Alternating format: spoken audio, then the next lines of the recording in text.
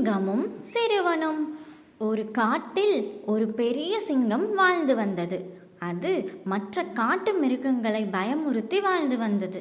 ஒரு நாள் ஒரு சிறுவன் அந்த காட்டிற்கு அருகே உள்ள கிராமத்தில் இருந்து வழி தவறி காட்டிற்குள் நுழைந்து விட்டான். அவன் பயந்து கொண்டே மரங்களுக்கிடையே நடந்து கொண்டிருந்தான். திடீரென சிங்கம் அவனை பார்த்துவிட்டது. சிறுவன் பயந்து நடுங்கினான். ஆனால் சிங்கம் அவனை எதுவும் செய்யாமல், "ஏன் பயப்படுகிறாய்?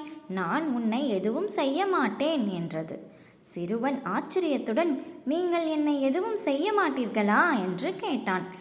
சிங்கம் சிரித்துக்கொண்டே, "நான் ஒரு காலத்தில் மனிதர்களால் காயப்படுத்தப்பட்டேன். ஒரு வேட்டைக்காரன் என்னை குறிவைத்து அம்பெய்தான். ஆனால் ஒரு சிறுவன் என்னை காப்பாற்றினான். அவன் என் காயத்தை சரி செய்து என்னை பராமரித்தான். அன்று முதல் நான் மனிதர்களுக்கு தீங்கு செய்வதில்லை" என்று கூறியது. சிறுவன் மிகவும் மகிழ்ச்சியடைந்தான். அவன் சிங்கத்தை நம்பி சிங்கத்தின் அருகில் அமர்ந்து சிங்கத்திடம் பேசிக்கொண்டிருந்தான். சிங்கம் அவனிடம், "நல்லது செய், அது எப்போதும் உனக்கு நன்மை தரும்" என்று கூறியது. சிறுவன் சிங்கம் சொன்ன பாடத்தை மனதில் வைத்து கொண்டான்.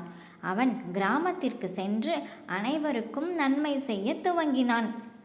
கதையின் நீதி: நல்லது செய்வது எப்போதும் நமக்கு நல்ல பலனை தரும். பிறருக்கு உதவுவது மனிதாபிமானத்தின் அடையாளம். Like, share, subscribe Honeybee Kids channel. Thanks for watching.